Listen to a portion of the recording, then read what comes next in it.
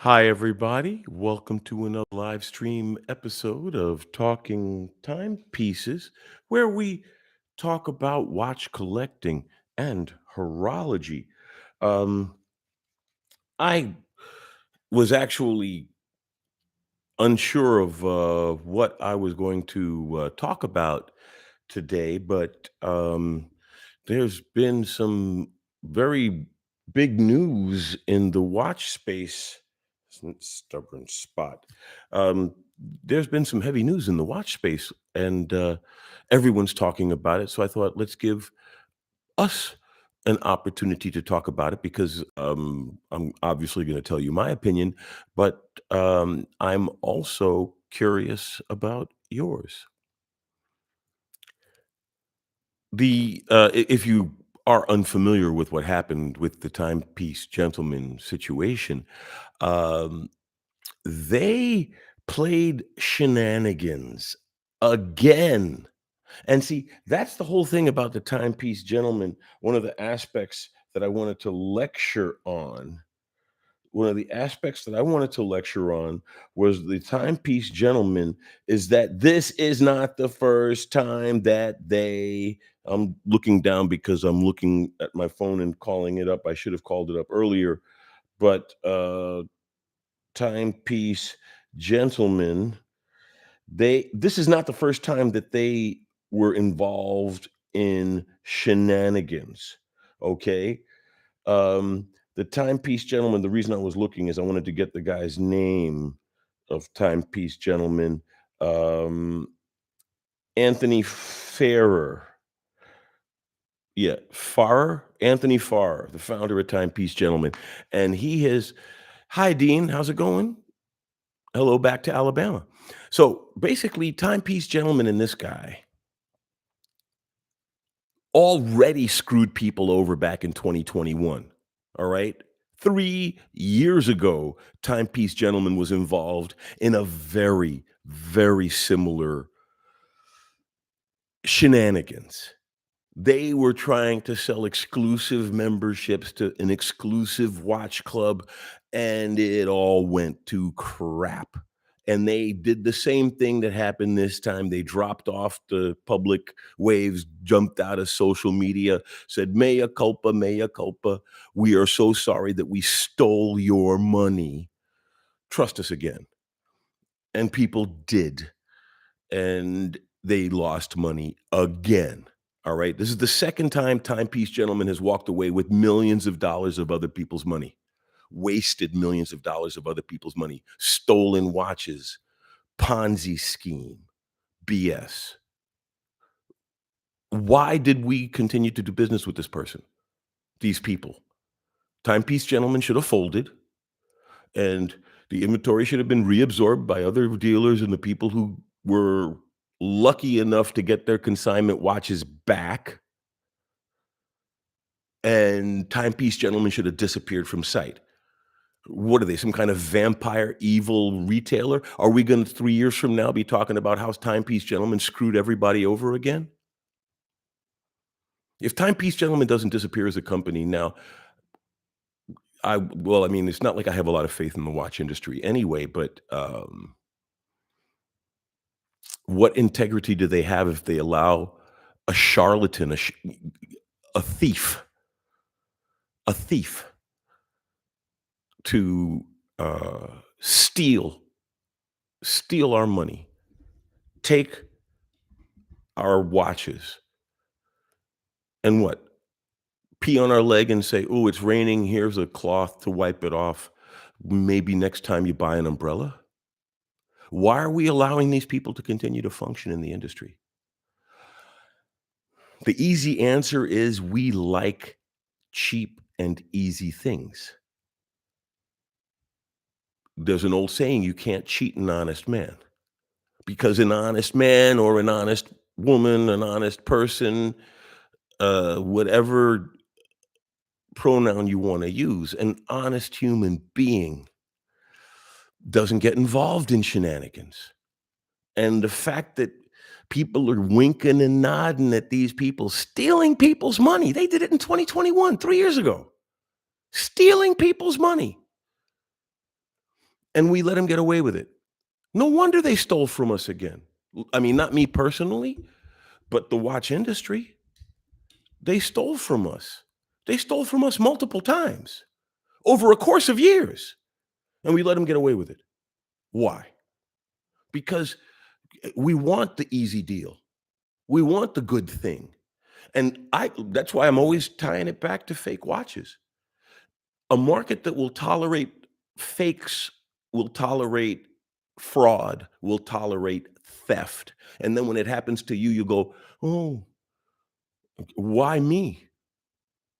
Because the industry has issues, serious, serious issues. And it starts with that fake watch. If you tolerate, it's like the broken window policy as badly as it was applied. If you tolerate fake watches, why not a an auction fraud for millions of dollars? Why not steal everybody's watches? Screw them. Let them buy fakes, then they'll feel better. It's symptomatic. We have to be the watch industry has to be intolerant of everything at every level, at every level, from fake watches to sham vintage heritage pieces. It's all tied together. I'd be very curious what you think about that. James, hey, how's it going, my friend? Hello. Yeah, I tuned out TPG after their fake social media blackout back in 2021. Exactly. Screw those people. Nice shirt. Thank you. Well, I didn't I pretentious things I are good as gifts. This was given to me, so I figure it's okay. I'm not and wristwatch check. I'm wearing my Navit timer today, so I figured at least I could do the Breitling thing. I'm actually wearing a Breitling and wearing a Breitling shirt, and then I put on the black hat to match the black shirt to be all color well, lack of color or all the colors, depending on how you look at black, coordinated. But no, it's a real issue. But thank you, L Train. It is a real issue. And to just go tut, tut, tut, or, in the old days, like in cartoons and stuff, they would go tisk, tisk, tisk. And that's because TSK is what they would put in blocking in plays when the person's supposed to go. And yet, because of Bugs Bunny, tisk, tisk, well, if you're a certain age, I guess. Although Bugs Bunny's still pretty cool among the youth. Um, you're a Bugs Bunny person. In fact, that's why Nimrod is considered an insult, is because of Bugs Bunny, because Nimrod was a great hunter and he was like the first king of Babylon or something like that. No, I think Nebuchadnezzar was the first king of Babylon, but Nimrod was a great king and a great hunter. And he would mock Elmer Fudd, who was not a great hunter, by calling him Nimrod. And so to this day, if someone uses Nimrod as an insult, they watched a lot of Bugs Bunny cartoons. Oh, so yeah, I mean, the issue's been talked about by a lot of people. Like Federico Talks Watches, he talked about it, and he pointed out that you shouldn't sell your watches on consignment unless you really, really trust the person. And one of the points he made was brick and mortar is a good way to go if you're going to go consignment, right? Brick and mortar is a way to go because they have a physical plant. I mean, I recognize Timepiece Gentleman had some shops, but they were primarily an online fly-by-night organization. They didn't really develop a real history. Nobody could say that they were treated very well by Timepiece Gentlemen. They could all say they apologized nicely and eventually maybe got their money back, but a lot of people got burned by those people, whereas a shop like Brogle, or there are some others that will sell watches with their own warranty. They are good shops. Like I bought my, I've sold it since, but I bought my Longines Zulu GMT from Brogle, and I ordered it with the metal bracelet, and they didn't have it in stock. And I ordered it, and I'm like, "Well, hold it. Why'd you sell it to me if you didn't have it in stock?" It's like, "Well, we had it, and but then it was sold literally as you made your order, blah blah blah." And I'm like, "Okay, thanks." But then what they did was they sent me the leather strap version and said they'll send me the metal strap when it comes in, and they did. They fulfilled not just my desire. I mean, they didn't just fulfill their contract, they fulfilled my desire. I wanted the watch and I wanted the metal bracelet. They didn't have it with the metal bracelet. They could have said, shove off and we'll give it to you in a couple of months. But they said, no. They said they'll send me the one on the leather and then they'll send me the metal bracelet. And they did. So I wound up with two straps for this watch and I only paid for one. That's how you deal with people. Brogle is somebody, Brogle. They're somebody I would deal with. Again, I've dealt with them before and they did not disappoint. But see, that's how a retailer develops a reputation. And then, of course, since they're selling new product, they have to have an inventory and such. Whereas an online shop doing consignment, I mean, it's just your word and theirs, right? I mean, that's one of the reasons I like Chrono 24 and other sites like that, that they don't hold the merchandise, they hold the money until the deal is done, and then they take their percentage. So there's no interest in for them to hold the money because there's a direct bank transfer to them. You could always have the bank, sick the bank on them, and they transfer the money once the shipment is done. So is the merchandise is between you and the person you're selling to. So, like, if we're talking about sales, um, and thank you, Antares. I appreciate that. Hi. So when you think about that whole aspect of trust, you can't just promise people trust. And that's the problem with the Timepiece Gentleman is that they were offering great deals, and you could be in the inside club, you could be one of the cool kids, and people went for that because there is unfortunately a negative aspect to a luxury product collector base, right? Because some people literally don't care about the watch. They literally don't care about the watch. They care about the residuals. They care about the resale value. They want to flip it. They want to do whatever. Like I said, I always like using watches on a NATO as a litmus test. Right? I got this what $5,000-6,000 watch on a NATO, and half the people who see it will say, "Oh my God, why are you putting a cheap strap on a expensive watch?" And those are the people who, in my mind, are more interested in the value of the watch. But then again, the reason that you collect is up to you. And then the ones who say, "Hey, that looks cool on the NATO," I know that they're the ones who think about the watch first as a watch and everything else is secondary. And I mean, that's my drive as a collector. I That's why I like my Air King. I literally was a minute late getting on to start this live stream because I was just getting off of a comment with a viewer about how the Air King is the dog of the Rolex, and I'm like, well, it may be perceived as such, but nobody can explain why because it has the same movement in the no date sub. The new one has got proper lume and dial balance, and it's a thinner case than the previous model. It has crown guards as a sports watch should. It's got the Oyster Sports bracelet. There's literally nothing negative about the new Air King, but because of the heritage of the 2020, 2020 or 2021 Air King, which was a nice try, but a half thought out, the Air King took a little bit of a conception hit, and also the fact that people thought, well, the new Air King should look like the old Air King, but the old Air King was essentially an Oyster Perpetual, and Rolex already has enough watches that look identical, and so they took the Air King and they based the dial on the dashboard of the car that was actually supersonic on land, which is a comically significant achievement in racing and aviation and physics. And people who better to say I don't like it. It doesn't talk to me than to say it's ugly because again, that's the snobbish part of the watch collecting industry coming out and being that's the ugly side. That's the I'm better than you. My watch is nicer than you. side of it. Whereas if you were at a car show and had a Lamborghini and somebody pulled up in a tight, clean VW Beetle from 1975, everyone would give it props because there are people who only care about money in that space, but they're not at that level.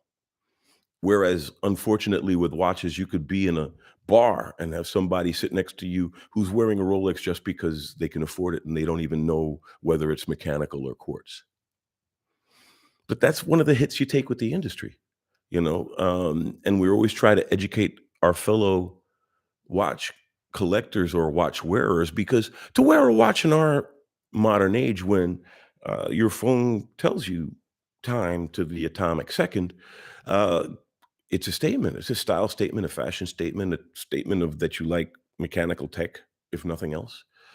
But I guess the whole timepiece gentleman stealing people's money because they're leveraging snobbery and they're leveraging the evil. Timepiece gentlemen literally Ponzi'd snobbery and Ponzi'd the hateful, evil side of watch collecting. We're special. And now all the special people are missing their watches. God don't like ugly, my mom always used to say. And it's come back to bite all of those speculating douche nozzles on the you know what, ASSS. I said douche nozzles already twice now, so maybe Google will be angry. I mean, YouTube will be angry at me. But yeah, these people, I hate to say it, there are some people who totally were taken advantage of by the timepiece gentleman, but a lot of them were on trying to get on the gravy train. Be special. When it comes to selling watches, let's switch tracks and let me look at the comments. Does anybody want to talk some more about that? James, many watch YouTubers are more concerned with developing a cult of personality to profit from the watches, the industry, and the community. Yeah, yeah. And a good shopkeeper is actually an asset. There are people who serve the industry with an intent to profit from it, but then at least they husband the industry like a good farmer, a field. So it's the ones who break the rules, who play fast and loose with the rules, who break confidences, break hearts. I mean, Federico pointed it out, when he first started, he was consignment because it's an easy way to make some, I shouldn't say easy, but you can leverage money that you don't have. The fact you're leveraging money you don't have means it's open for exploitation. But then that's why we listen to his show because he's a true watch professional and he tells it like it is. And he was very blunt about the timepiece gentleman thing, and I agree with everything that he said. But I want to go that extra level.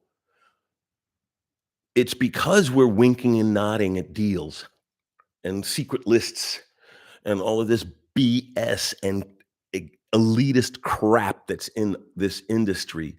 And because people want to get on the easy side and have the rope lifted up for them so they can get into the disco, and now they're missing watches. Because there is a luxury element, and most of the people there are good. But when you start talking about luxury watches with people who are a little shaky with their ethics, you could steal a lot. Because, like I said, you can't cheat an honest man because an honest man won't go into a shaky business deal. They won't. And that's why you can't cheat them because there's no such to an honest person, there's no such thing as a deal that's too good to be true because it's not true. And sometimes it is true, and then you make a little bit of money, you get a watch a little cheaper.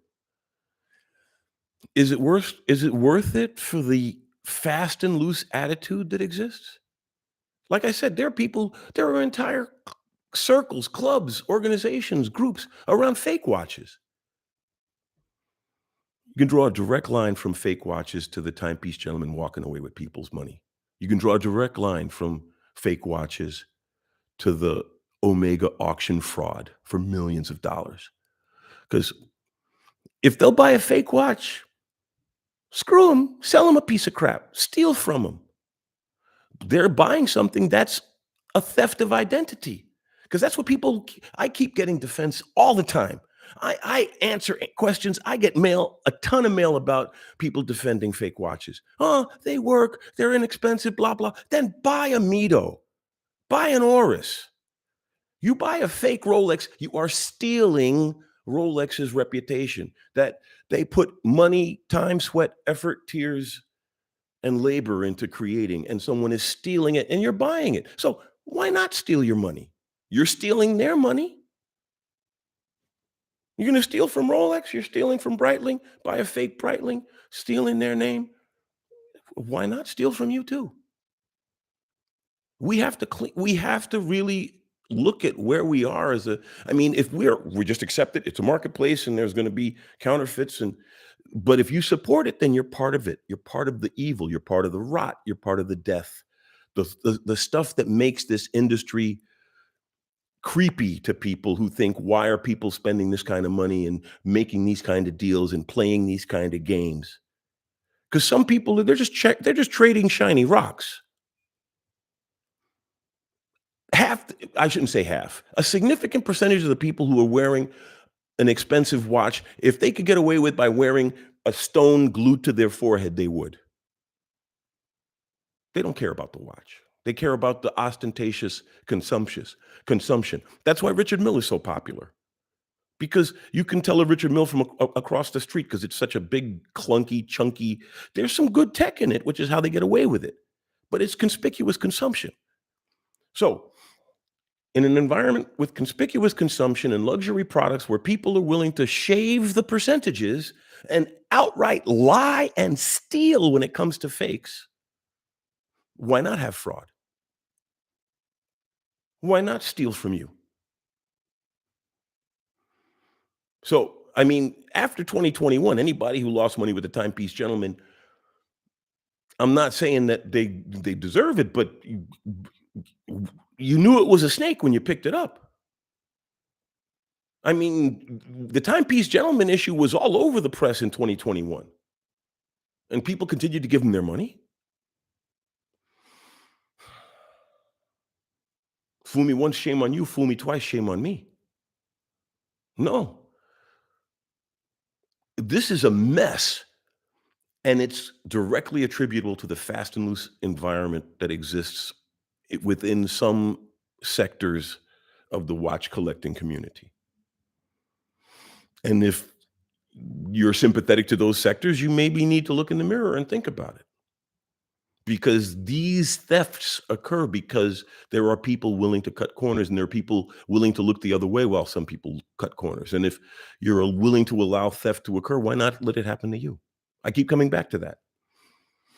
I'm sorry, but that was my rant. And but let's talk about selling a watch then. Let's move on to actually the mechanics if you wanted to sell your own watch. Uh, pal, hey, pal, haven't seen you in a while, PAL. You can have a Seiko 5 for less than $100 better than a POS fake. Exactly. So let's talk about selling, right?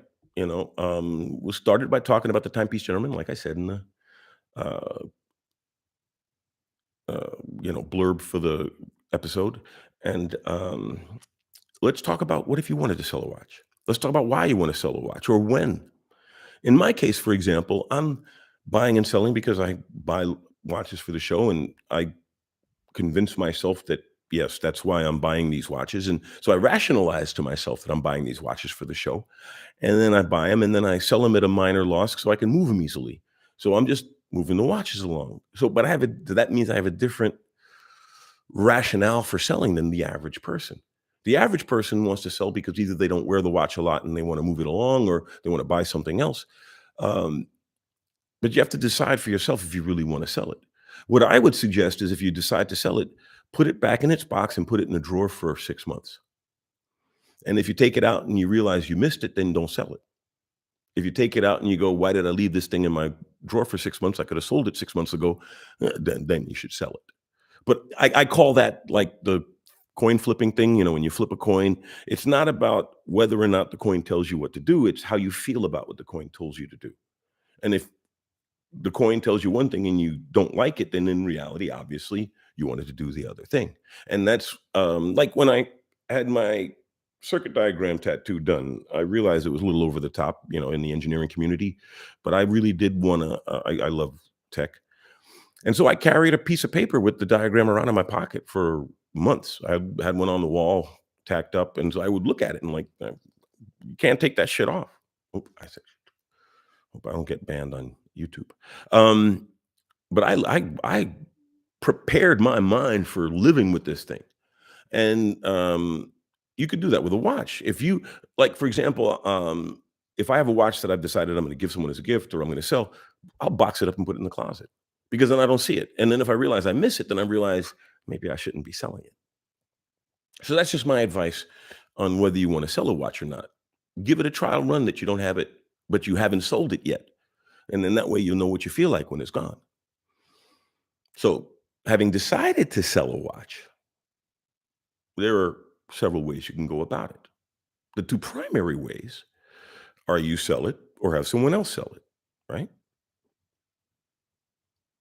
Oh, I have a comment on the rot. So let's go back to that because I want to talk about that if you guys and gals want to talk about it. Um, but I will go back to the selling mechanics. Rick Jason. Hey, how's it going, my friend?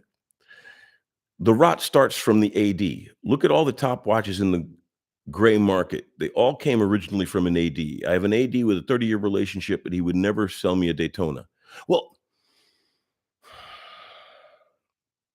that's the problem, is because there's a lot of money involved, right? So we're counting on people to act on their professionalism and pride in themselves. And unfortunately, not everyone does have that. Or they have it, but they carve out caveats, right? Like I was saying, I'll buy a fake watch. So they once they start carving out those caveats, they're carving out little pieces of their soul if you think about it. I mean, when I was a young man, I was stupid in a lot of ways, and I'm a much wiser man now. And there are things I would have done then that I wouldn't do now, and there are things that ADs do that they shouldn't be doing.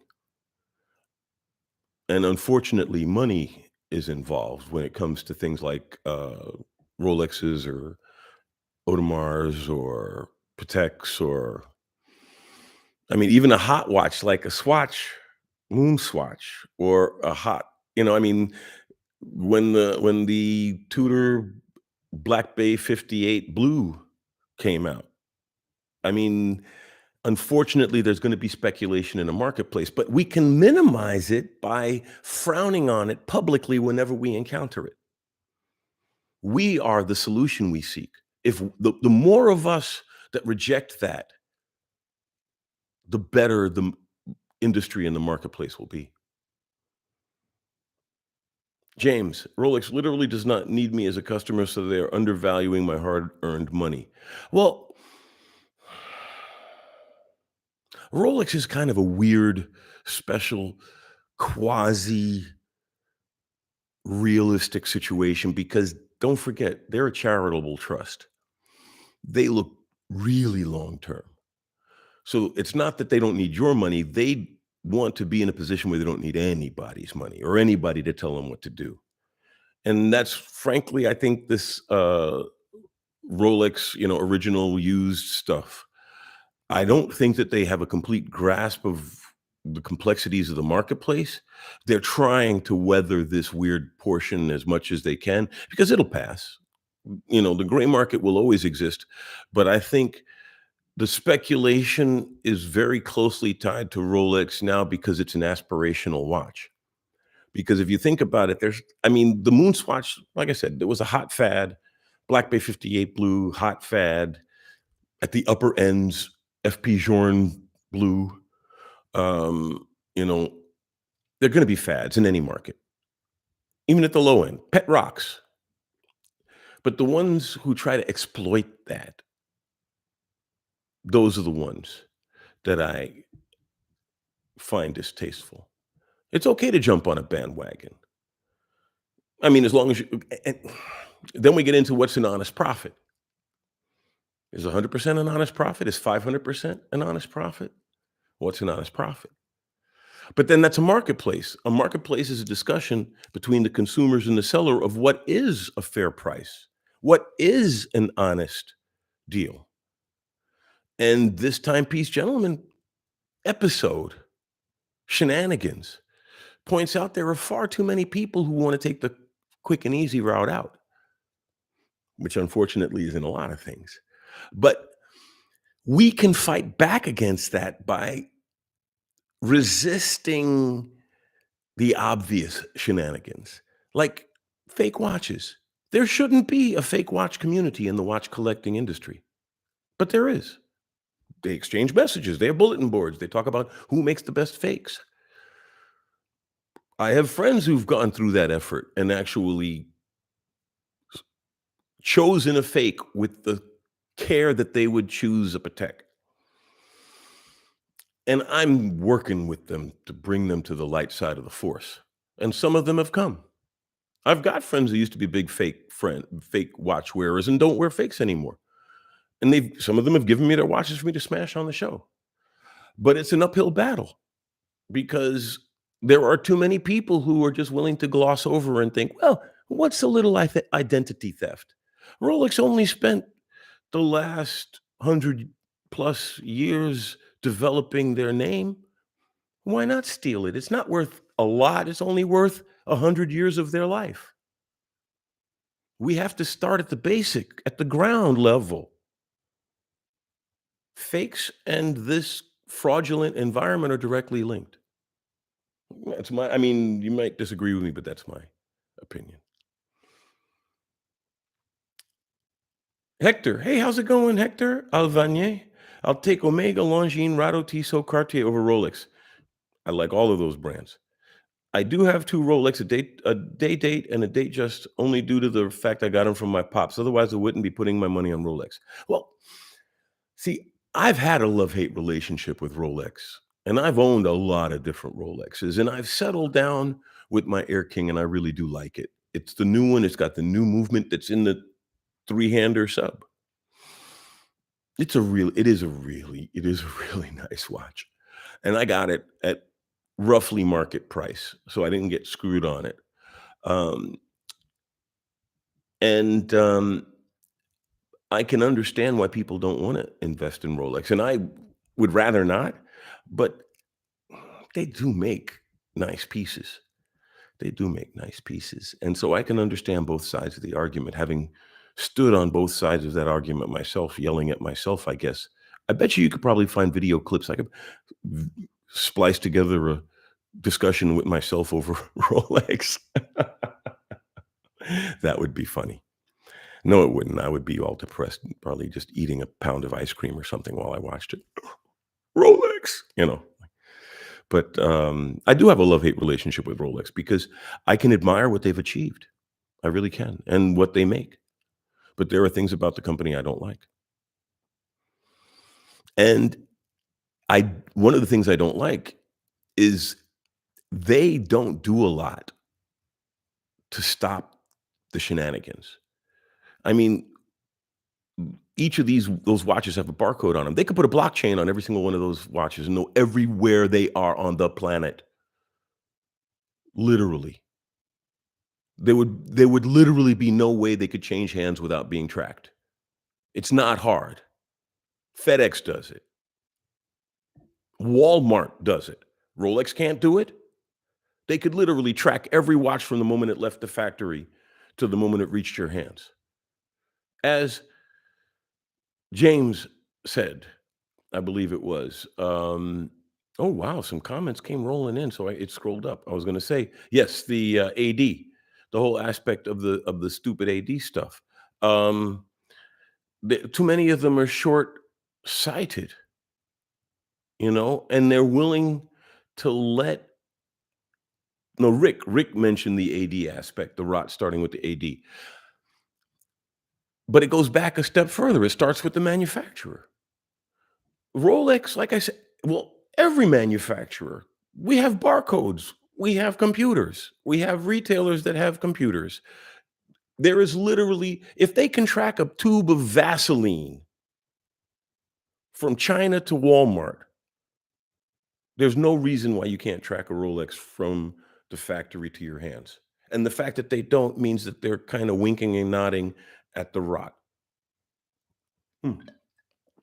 Beer check. I'm drinking Bayreuther Helles, some Bavarian Helles beer, which just means light, but it's not really light. It's well, for some Bavarian beers, it's light, but not for an American. It's not a light beer. Oh, but yeah, I mean, well, beer. The oldest law on the books that is currently followed today, because lots of laws have been written over the years, but the oldest law on the books that is still being followed today was written in the 1500s for beer, the Deutsche Reinheitsgebot. Beer can only have water, barley, hops, and yeast. And if it doesn't, it can't be called beer. That law has been softened since the EU came in because countries that make crap beer can now sell that beer in Germany. But most German brewers still adhere to the Reinheitsgebot.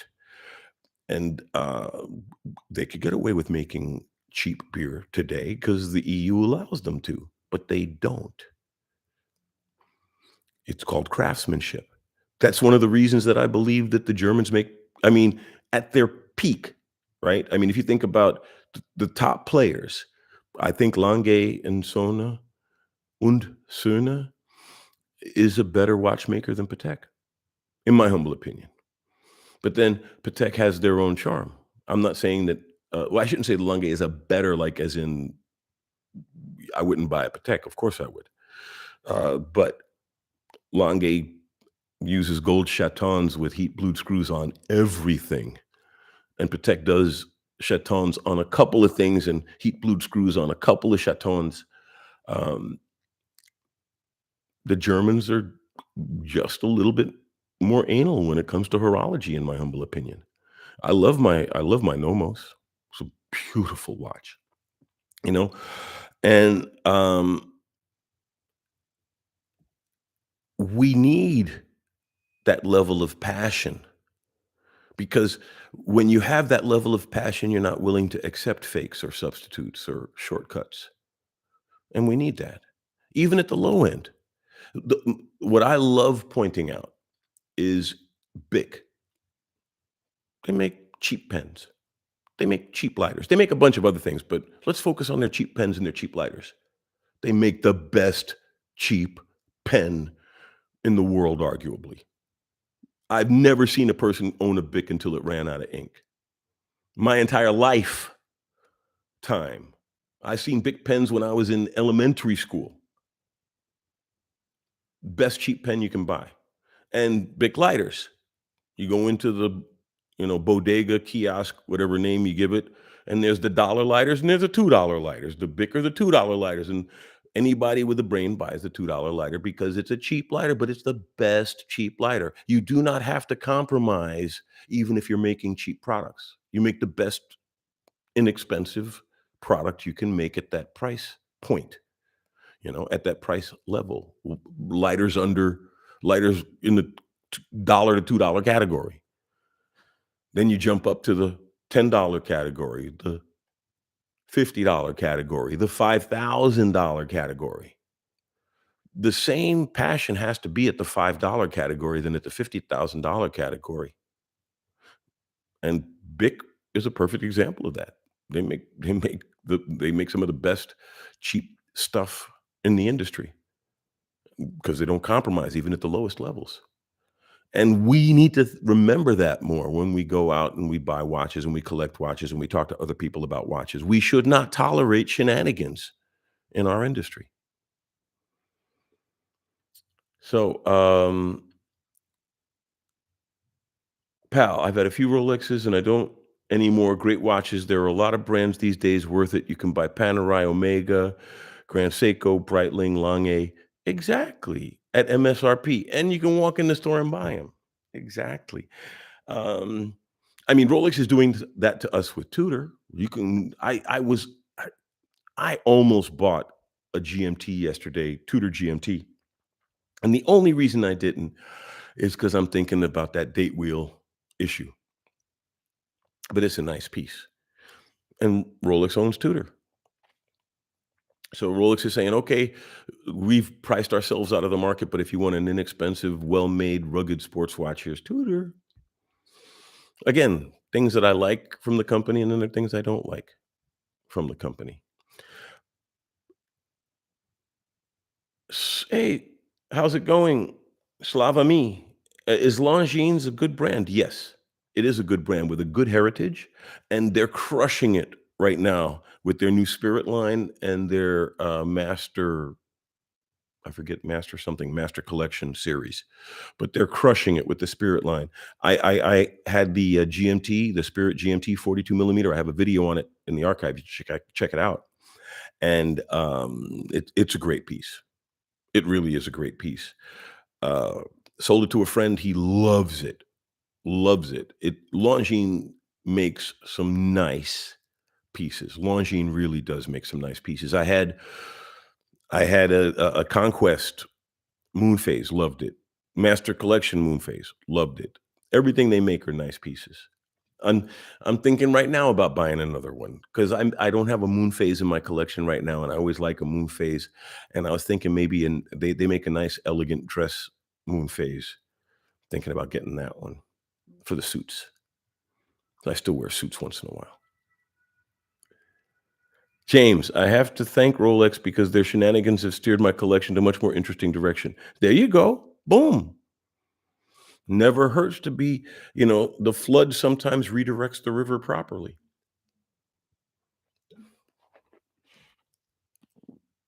So we got about 10, 15 minutes left. Well, actually, we c- and I if there's not a lot to say, I end early, but it looks like we're on a roll.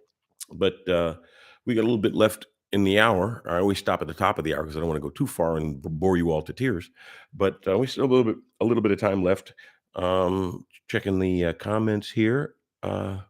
James, right? James, I like James. He knows his watches. James, Longines is good value at retail and even better on the pre-owned. Yes. I would suggest buying Longines pre-owned because you can usually get it for about 20 to 30% under discounted retail. You know what I mean? So like a $3,000 Longines you can get for 25 or less. And they're still great watches, very good watches. I'm no kidding. My next Longines will be purchased at an AD. Well, I always like I always like buying from ADs because it gives me somebody to yell at if there's a problem. I like retail purchases. I'll pay that extra because then when I have a problem, I can go, you sold me this thing." I like having somebody to go to when I have a problem. I don't mind buying from I don't mind buying private, but if I can swing the AD cost, I'll buy from an AD because it gives me a direct path of complaint. And I'm not saying that I complain all the time, but let's say I did make the jump and buy that Tudor GMT at the local dealer, Stoss in Wiesbaden. Um, what if I did have a problem? Now I can march to the AD. If I bought it online, I'd be standing there scratching my private parts. AD buying from a retail brick and mortar facility is not a bad idea. And if you talk to them right, you can Presbyterian the price down. I bought my Rado Captain Cook chronograph retails for 4. I bought it for 35 at retail at a store in Munich because it was towards the end of the month and he needed to make his goals. And I told him if he made me an offer, I'd walk out with the watch that, moment. And I managed to get a good deal. So no, I am totally there for ADs. And like I said, if you have a problem, you have somebody to go complain to. And that is a big thing, actually, especially in a world of everything online and remote deliveries and stuff. Being able to walk into a building, up to a counter, put your stuff on the counter, and tell them, "I'm not happy." That's a big thing, and it's worth at least 5, 10% of the value to be able to have that kind of immediate gratification when you have a problem. That's just my 2 cents. Your mileage may vary. Um, Glenn Melendres, laughing my yeah. Well, I hope you're entertained by the show.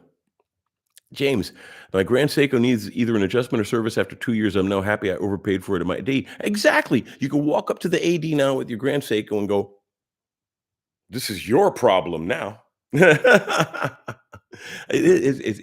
Buying brick and mortar, there's nothing wrong with it. I mean, we're all try to find a deal, but again, boom, this thing with, these online dealers taking consignment and walking away.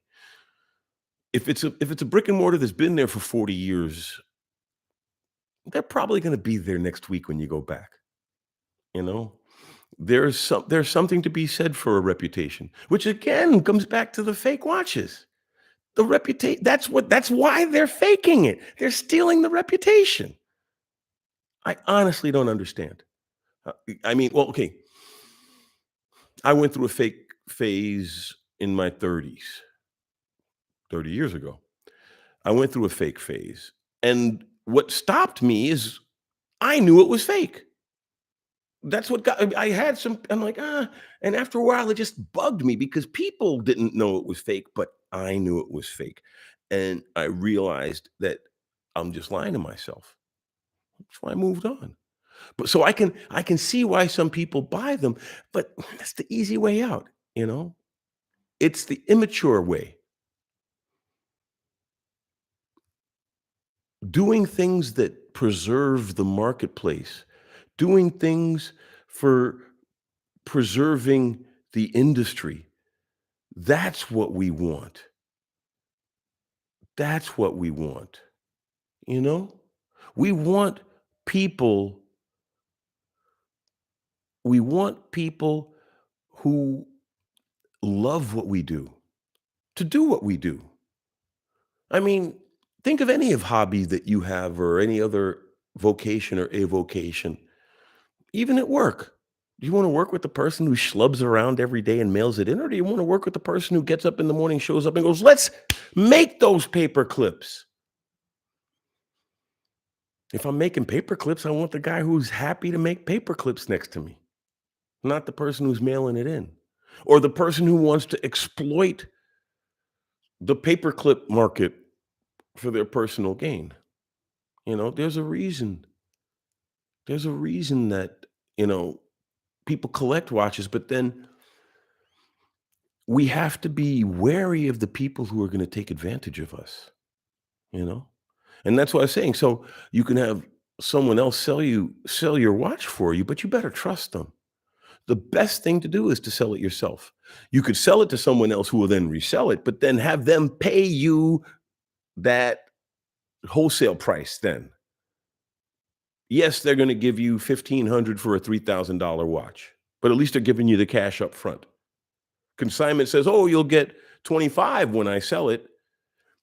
Better to get the 1,500 from the guy who buys it and then flips it for 3,000, then at least you have the money for your sale. But better is to go to a consignment not a consignment site, but I mean like a, Chrono 24, an escrow site. Go to an escrow site and then sell it yourself in a trusted venue or sell it privately. Someone says, "Hey, it's a nice watch." You say, "Hey, it's for sale." You say that to enough people, one of them's gonna buy it. That's how I sell half the watches I have. Sell it yourself, sell it personally, sell it in a classified ad, sell it online through an escrow site. If you want max dollar, sell it yourself. If you just wanna move it along and get most of your money, you're gonna get 60 to 70% of your money if it's a watch that's resellable. There are watches that cost a lot of money that you're not gonna move. I mean, like, I talk about Mitos and Oruses as good watches and other brands that make good watches, Spinnaker and such.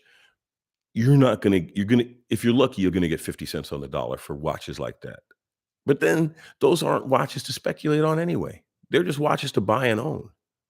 And if you buy it and own it and don't sell it, you didn't lose a penny.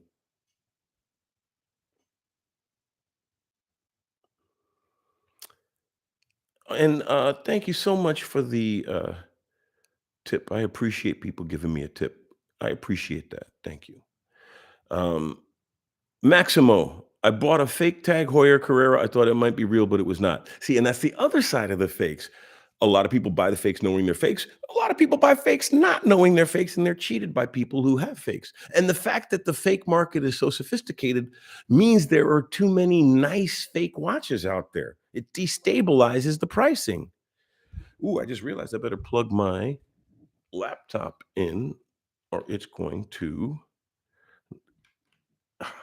I normally remember to plug it in, but I didn't. But luckily, I got the warning. Last time I forgot, and it went out on me mid, show. But we're getting to the end of the hour anyway. But let's look and close up here. We don't want to leave any loose edges or ends. I say edges because that was in Clear and Present Danger. Great Harrison Ford movie. The guy said edges instead of ends, I believe. One of those movies, whatever. I'm a movie guy and watches and embedded technology. So,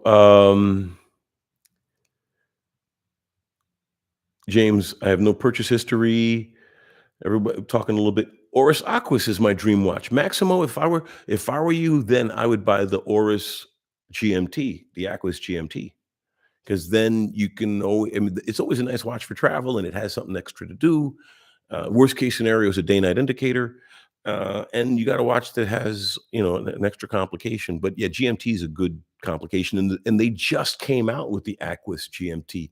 I'm actually thinking about getting one for the show, but my problem is that I buy the Aquis for the show, and then I wind up having to sell it for 60 cents on the dollar because I want to move it along. So I think what I might do is I'm going to start doing some reviews with like static images and like just tell people what I think about these various pieces because there are a lot of watches out there I'd like to comment on.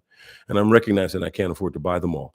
I did buy a bunch of really cheap ones because I got so much traction over that fun one with the hinge in the middle and the other one with the skull. So I bought a bunch of cheap ones on Amazon, some funky watches, and we'll have some laughs with that next week. I'll do a crazy content week. Maybe I'll try to post every day next week just for the heck of it.